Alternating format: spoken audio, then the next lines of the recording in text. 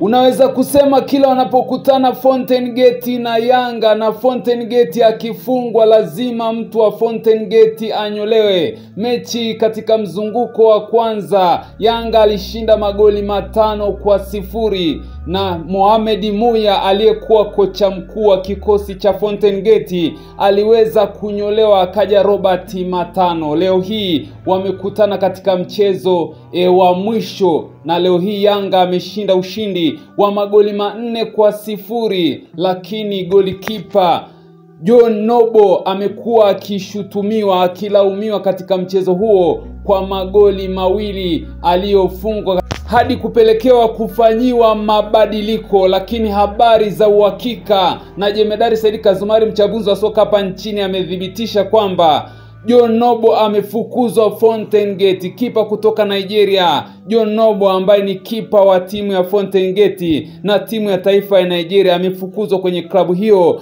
baada ya makosa ya wazi ya kijinga kwenye mchezo wa leo jioni dhidi ya Yanga. Jemedari Said Kazumari ameweza kuandika hivyo na kuendelea kwa kuandika. Habari za uhakika zinasema Nobo ameshaondolewa kambini na hayuko na wenzio. Aliondoka kiwanjani baada tu ya kufanyiwa mabadiliko, huku wenzio wakitaka kumpiga kwa makosa hayo ya kijinga yaliyogharimu timu. Hii ni nukuu ya Jemedari Said Kazumari akithibitisha kwamba tayari mtu ameshanyolewa, na hii inakuwa ni mara ya pili. Alishanyolewa kipa, leo amenyolewa kipa, lakini alishanyolewa kocha mkuu wa kikosi cha Fountain Gate Mohamed Muya katika mzunguko wa kwanza walipokutana na Yanga. Timu hii Yanga walifunga Fountain Gate magoli 5-0, na leo hii wamefungwa magoli 4-0. John Nobo amekuwa akilaumiwa katika mchezo huo kwa kufungwa magoli ambayo yametafsiriwa ni ya kijinga kwa mujibu wa wadau wa soka. Mojawapo ni Jemedari Said Kazumari, ambaye amethibitisha John Nobo tayari ameshanyolewa ndani ya kikosi cha Fountain Gate. Sina mengi lakini ile mmejionea ile imefanyika kwa golikipa wetu, kapeana wazi.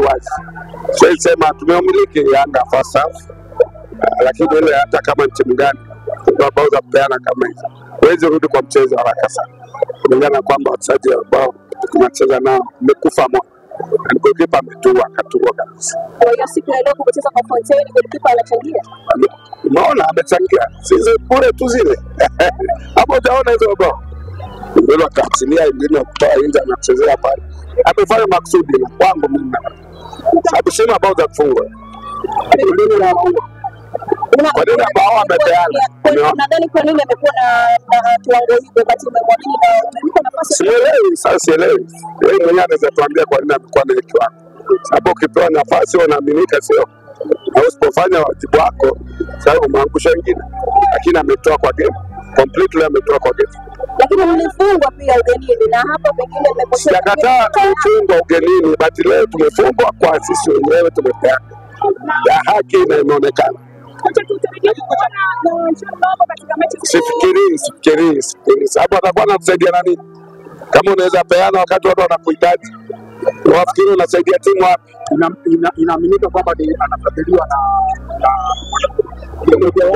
mimi sijui, lakini kulingana na vile hali ilivyokuwa na vile amecheza mchezo, yeye mwenyewe anajua ni nini anafanya.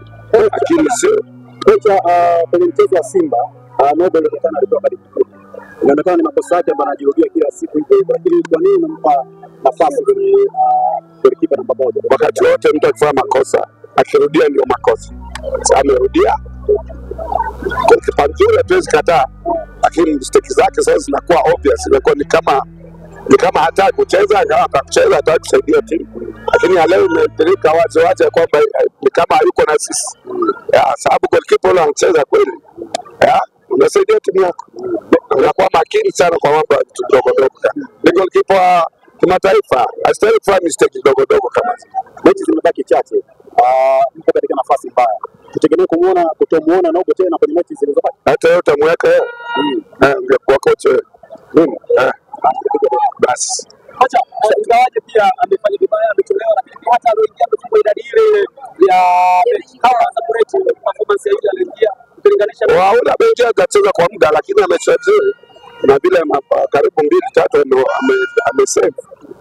Tunashukuru, ataendelea kucheza sababu ameonyesha nia na kona timu by heart.